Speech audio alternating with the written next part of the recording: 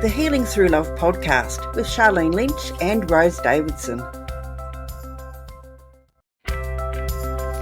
What is your definition of home, and does forgiveness always mean a second chance? Chioma Nnani explains in episode 2.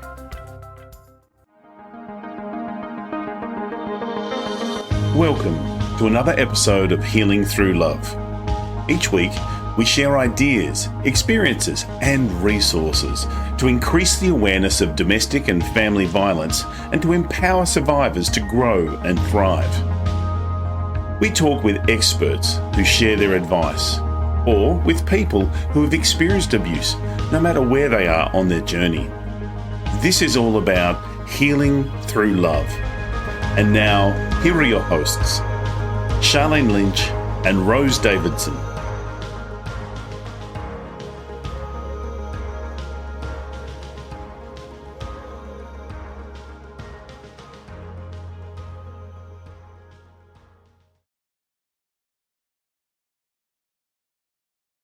Hello and welcome to another episode of Healing Through Love, and today we've got a very special guest with us. We have Chioma Nnani, who writes multicultural fiction for women aged 18 and above. She aspires to be a strong, independent and fulfilled. So Chioma is the author of Forever There For You, and Because Home Is, as well as she's co-authored Fearless 5 by a full box set. So I can't wait to find out more about these amazing books. So she is an LLB graduate of the University of Kent in Canterbury, and she is also a postgraduate certificate of food laws. I'm looking forward to finding out about that from the university there in the UK. So now she is the UK BEFFTA, which is Black Entertainment, Film, Fashion, Television and Arts Awards winner. Wow, that's a mouthful. For the blog of the year, and CEO of Fearless Storyteller House Emporium Limited. And I love it. And then you live, now where do you live, Chioma? Where do you live? I live in Abuja. And where is Abuja? It's in Nigeria. It's the capital of Nigeria. Oh my gosh, I hope the weather's fabulous there. I can hear a little bit of rain, but at least it's raining. Excellent. Have you lived there all your life? No, I haven't. I was born in Port Harcourt, went to nursery and primary school in Port Harcourt, which is actually where I met my husband, but long story. And then for secondary school, I moved to Calabar, which is where my husband comes from. Long story. And then for college I was in the city of Oxford. And then undergrad, I went to Kent in Canterbury in the UK. Postgrad, I did that with a university in Leicester, also in the UK. Lived in the UK for a while, returned to Abuja, went to London, to Lagos, and then, just moved about quite a bit. Wow, so it sounds very nomadic. It sounds really exciting. So when you were young, what were you aspiring to be? What was the thing that you wanted to do when you were young? When I was much younger, this is going to sound not so, but when I was much younger, I wanted to be invisible because I did not have I didn't grow up in a very happy environment. So there's that thing of, they're doing this to me because they can see me. So if nobody can see me, you can only attack what you can see, right? So if I'm invisible, maybe I will be safer. But yeah. So you've grown up in an environment of family violence. Yes. Yes. And did the patterns... Absolutely. And it wasn't... Sorry? So did the patterns persist once you left your home?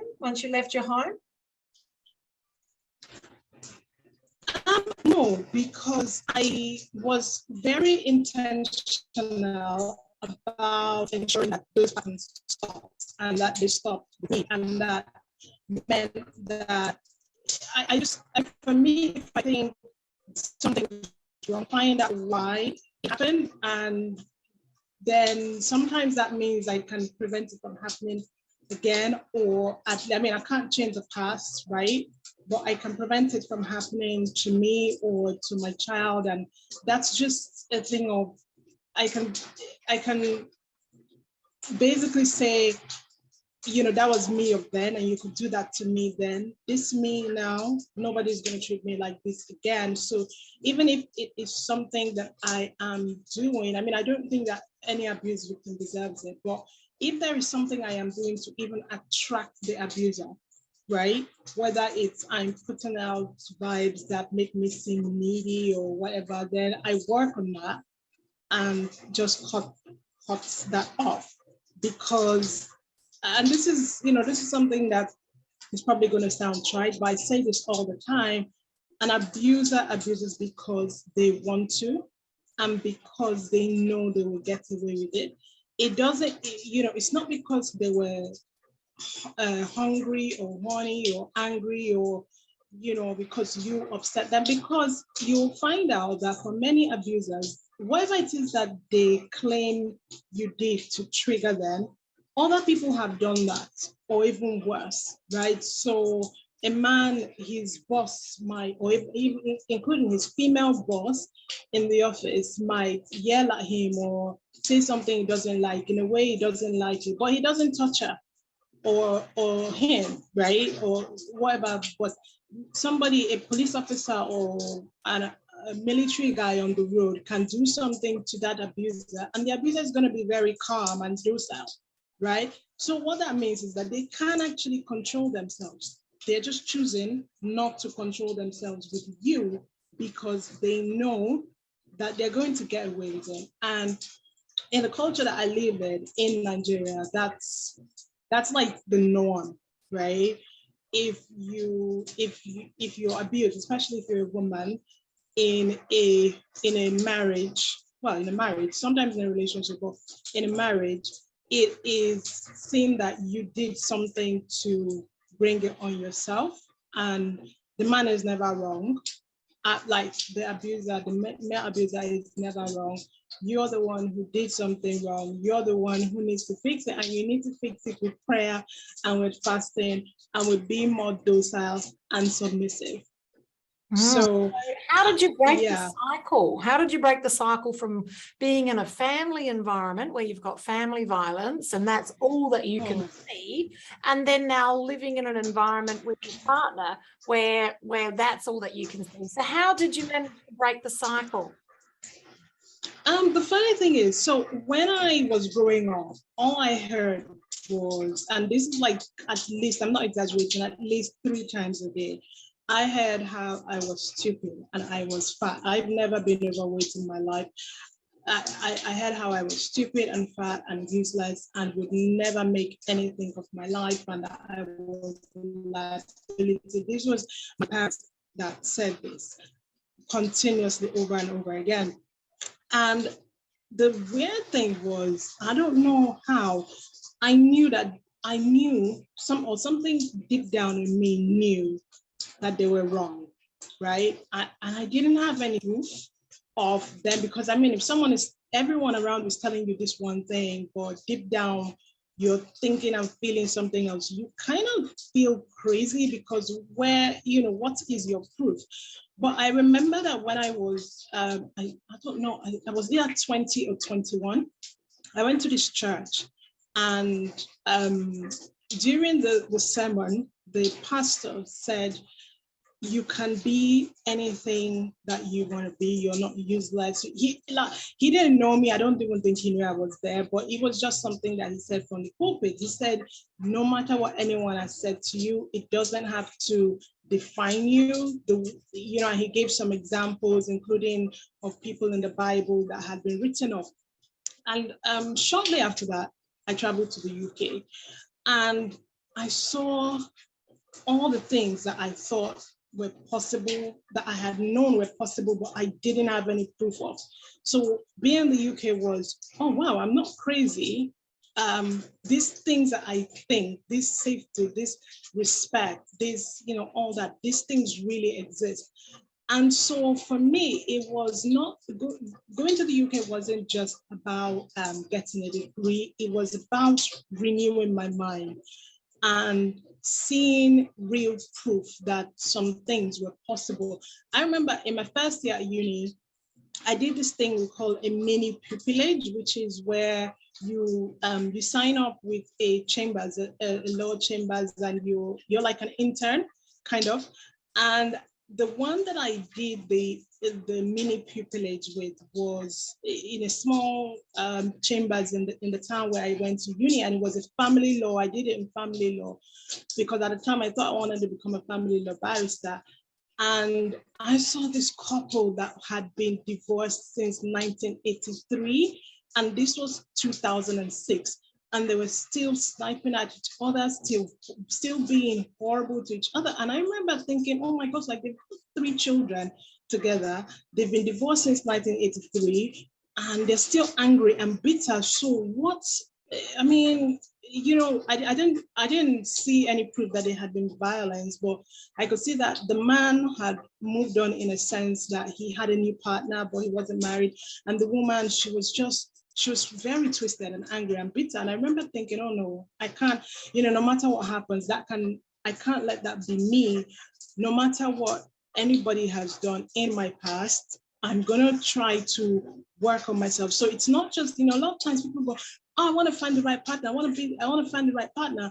But are you what that person that you think is the right partner? Are you what they would recognize as the right partner for them? Because just as an abuser recognized you as this is somebody I can abuse and get away with it, there was something there that made them think that. So are you what the person that you think is going to be a right partner for you? If you're still in that state where somebody thinks they can abuse you and get away with it, then you're probably not what the right partner to you would look like and think, yeah, I can be with this person. And so for me, I used that time to try. I mean, I didn't get it right the first time. I made some mistakes, but I used that time to work on myself and get to know myself, because, sometimes people, and this is, I don't know how it is in Australia, but when I was growing up, I read these romance books, Mills and Boons, and they would all talk about how the right guy was tall, dark, and handsome. And the funny thing is, I'm not really attracted to tall. I mean, I like tall, but not dark. Right? And so because you've seen all these things that have told you what the right guy should look like, so you can stump on what you really feel and what you really want. And then you're going after, because I actually had sort of relationships with guys who were tall and dark, and they didn't work out. They treated me really badly. And it wasn't a point. I was like, hang on a second, you don't even like these guys like that. You like something about them, but this is not your type. Why don't you sit down, look at yourself, look at what it is that you really like, and this is not just a physical thing. Like, think about the character and the personality of this person, because I was listening to another podcast, and this guy, I don't know the name, Jivan Matharu, he talked about how, you go, oh, I don't want the wrong partner, but you're not actually saying I want the right partner, and you're not even defining what that right partner is for you, right? You can go tall, dark, and handsome, but so what? Things change. He can have an accident, right? And he's not going to be facially handsome anymore. Even if nothing happens like that, he can age, right? Things can happen. So what are you going to do? Or you can be with this tall, dark, and handsome guy that treats you like crap, which is what happened to me at some point. And so I had a lot of self-work to do, a lot, because I realized I was carrying a lot of horrible expectations, like, because, and this is something that I tell a lot of people, a girl's father is the first the first expectation of a man that she sort of has a right to have. And if he tells her that she's everything, calls her all the horrible names in the book and some books that she hasn't read, then, you know, there's a way that she sees herself, and then she's probably going to jump into the first relationship with a guy who says, hey, you're pretty, and she's going to do all kinds of things to hold on to that guy who really, if she works on herself, she wouldn't go, no, I'm way out of this one's league. And that's what I had to do, a lot of it. And yeah. So you've now written 2 books from your experiences, and you've also co-authored a third. Can you tell us, for the people that are listening today, the whole process of diving in deep to your story and to your learnings? And do you find that a cathartic thing? Do you find that a releasing thing? Do you find it like a therapeutic thing? Would you recommend that this is what people do when they're trying to move away from those limiting beliefs and those thought processes and family patterns? So some people, when they are going through something or they've gone through something, some people eat, some people shop. I write to process, and I journal a lot. And Forever There For You was cathartic, because I had to go to places that, like, I'm talking mentally, that I didn't necessarily want to go again. And again, obviously the research for it, that wasn't my experience, and it was difficult to write, but it was something that I knew that I had to do. And I remember that when I first started researching, and I had done the first draft, and my publisher had it, and he said, this is amazing, but I think, you know, let's preview this and see what people think first before we go into editing and put this out. And one of the most, as far as I'm concerned, the most ridiculous previews we had of it was that it was an unrealistic book, because in the book, the main character, the protagonist, she doesn't have the same background that I do. She has quite the opposite. So she's got a very loving father, but things happen and she finds herself in this abusive marriage in the UK. And then when she tries to tell her dad, her mom intercepts her because her dad has had a stroke. And her mom says, oh, you're going to kill your dad if he finds out about this, like, he's going to be heartbroken. So you need to stay in that marriage and you need to work on yourself. And so the previewer said, oh, that's silly. No woman is going to send her daughter back into an abusive marriage to die. This does not make any sense. And it got to me because I was like, who are you to be saying such a thing, right? I live in Nigeria. I know this happens. This is, how dare you? And my publisher at the time said, look, just don't bother about her. She's clearly not the audience for this book. Think about the fact that this is I think she was from Poland or something, and she was in her 50s. So now she would be like in her 60s or 70s now. And she has lived in the UK for, you know, and she's walked in certain circles where this thing that you've written is news to her. She doesn't know anything about this. She'll just ignore her. Write what you know is true, what you have seen, and remember why you started writing this book. So it was very, it was cathartic, but I didn't want it to be like an autobiography. I did everything to make sure that it was not like an autobiography. I mean, obviously she shared, the protagonist of Forever There For You shares some of the same characteristics as me. Like, I remember that when I first got into the UK, my hair started breaking. It was very traumatic.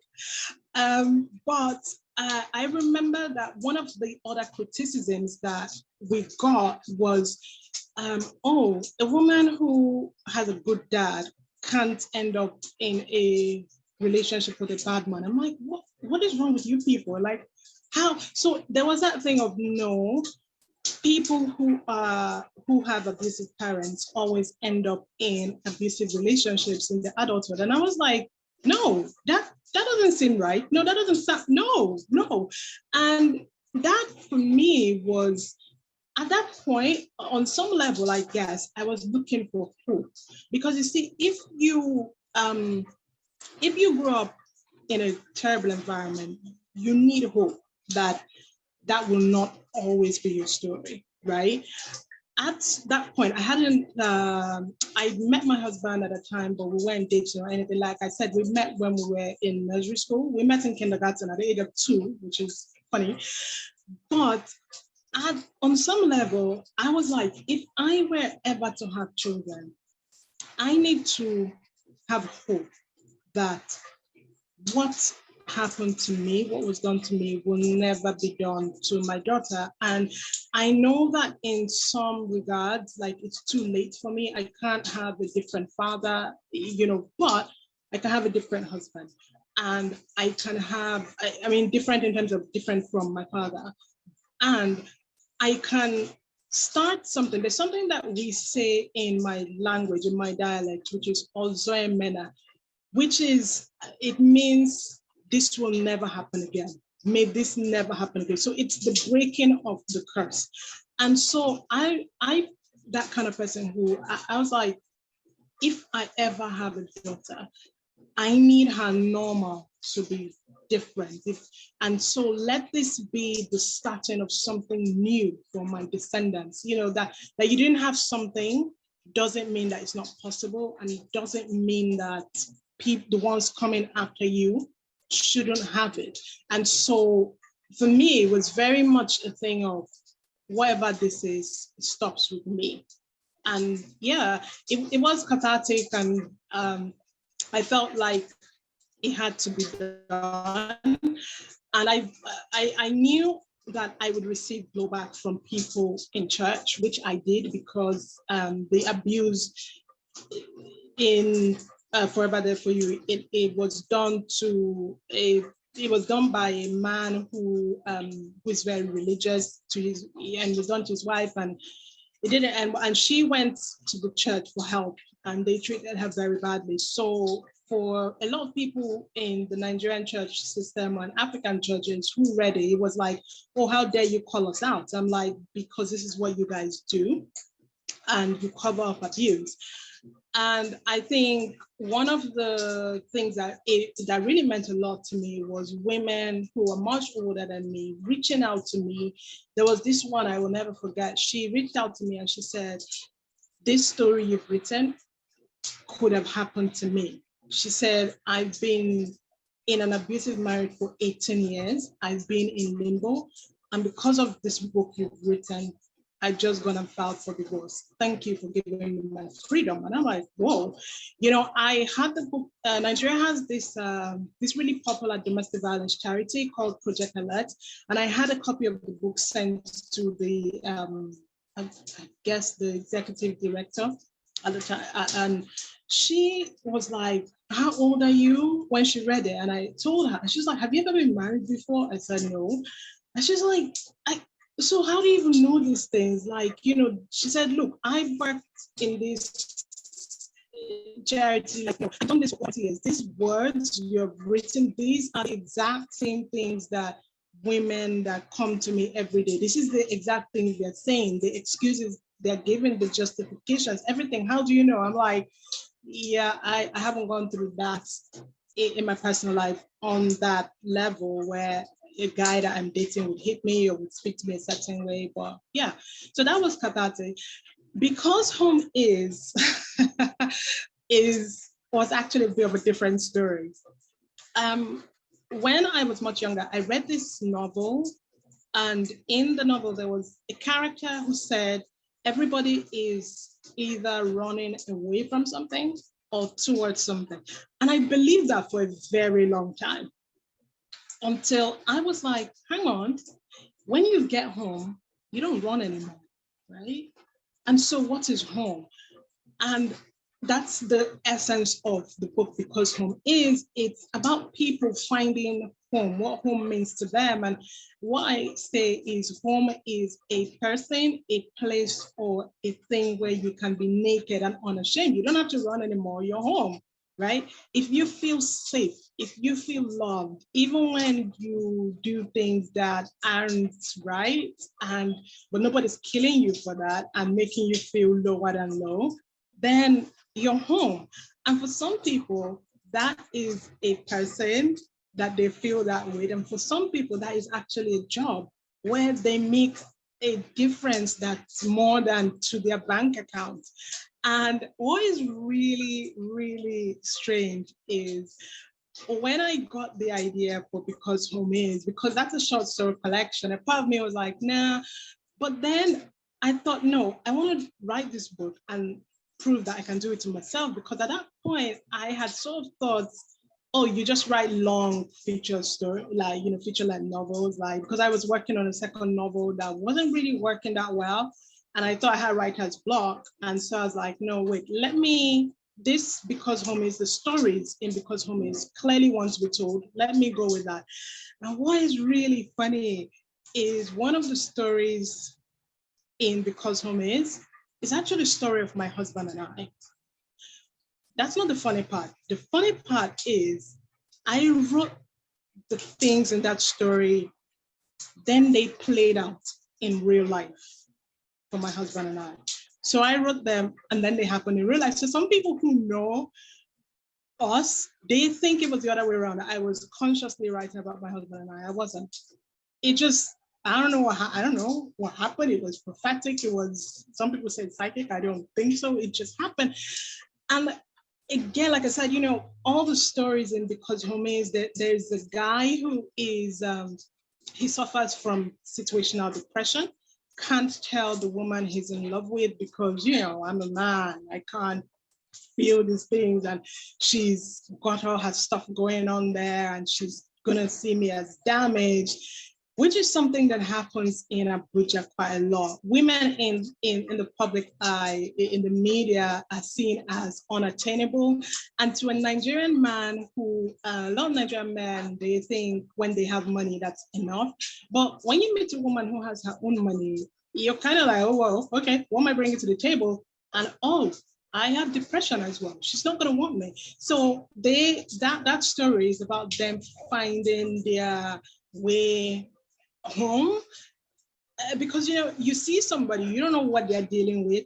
He doesn't know, she's got health problems of her own, right, that are not written on her face. So there's that.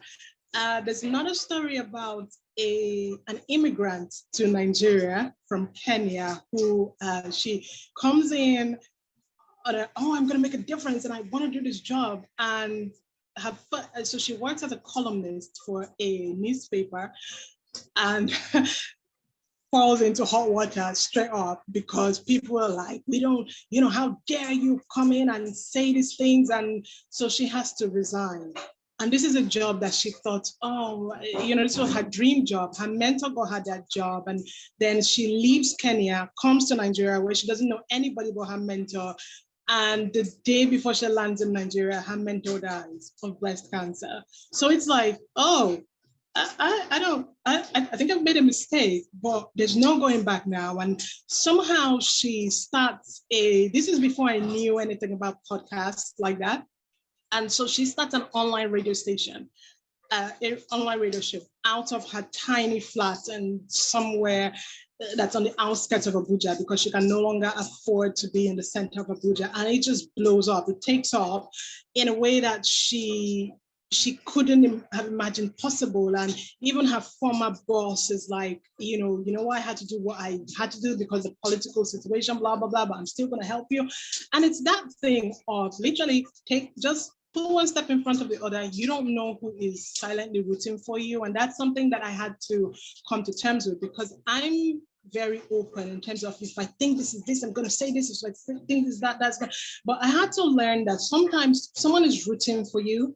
They might not be able to do that very openly as you would like, but they're going to pull strings behind the scenes to make sure that you get what you need. So there's all these different stories of people trying to figure out themselves and their lives and what home is for them. So that's the story of Forever There For You and Because Home Is. I love it. Thank you so much for sharing. Now, most of our listeners are coming from a space of healing through love, either going through domestic violence or they're out the other side. And obviously this is where you've come from family violence, and then reached out and written these books as you've said, part of your healing, part cathartic as well. You mentioned before, and in closing, because we're almost finished, but you mentioned before in and around the church. Has the church been helpful fundamentally for you to move forward, or did you actually find that was a challenge? It was a challenge, and I actually had to leave the church because I felt, I didn't feel accepted. I did not feel, and it wasn't like I was trying to make trouble. It's like, no, look, these are real issues. So you would rather I said nothing and women said nothing, and in order to maintain some kind of status quo. And I'm like, no, I'm choosing me. And it's really funny. This is something that I say, like, we should all be pick-me's. And I know that in today's culture, that phrase, pick me, it does not mean a nice thing. But for me, it's a thing of, I pick me. I'm picking me about, tradition and culture and what people are going to say, because at the end of the day, like, if anything happens to me, these people are going to move on. I think it was a couple of months ago now, a very popular gospel singer in Abuja died. Long story short, we found out after she died, of course, that her husband, who is a pastor, had been beating her. And the beatings, no beating makes sense, but these were particularly vile. Like, he would stomp on her chest. Are you kidding me? Like, a punch is bad enough, but you're stomping on someone's chest. What exactly is the motive? And they've got 4 children together. So now, of course, this woman, she refused to leave the situation. She said she was praying for him and all that. And the thing is that some people said, look, the truth is, you could tell her, oh, she should have left, which I think she should have. And some of the people who are saying she should have left, they would have stigmatized her if she had left.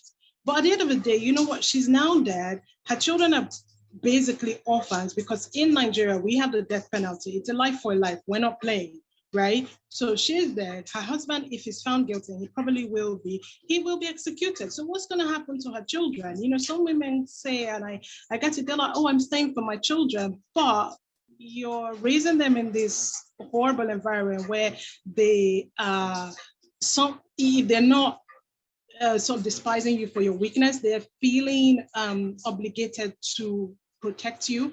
And that shouldn't happen. They had a child, you're the parent, right? You shouldn't, they shouldn't parentify you and have this burden of, all men are like this, so this is what I should be like as a man, and abuse women. So for me, that my experience with the church hasn't been a mostly positive one. And for me, it's like, no, I choose me. No self-respecting God is going to punish me for choosing me. I'm sure that he does not feel honored when somebody is dishonoring me or any of his daughters, really. So, yeah. So, if people want to listen today and they want to actually reach out to you, how do they get hold of you? How do they connect with you? Okay, this is going to be a long URL, but... no, that's okay. We'll pop the URL into the show notes, so that's okay. So they can contact you via the URL, yes? Yes, absolutely, yes, we can, yes. That's fantastic. Thank you so much for your time with us today. I really appreciate it. Likewise. What time of the day is it for you? It was 10 o'clock when we started, so I'd say maybe about 11ish now. Yeah. Oh, excellent. Yeah. Okay, so it's 7 o'clock at night for us. Yeah, I know. You guys are like, your hours are. I was like, wow, you guys are like in a whole different new day. I know, and it's okay. And that's what we're all living on a round planet. It's fantastic. Thank you so much for your time today. And we look forward to contacting you soon. Bye for now. Thank you. Bye. Bye. Thank you for joining us for this episode of Healing Through Love.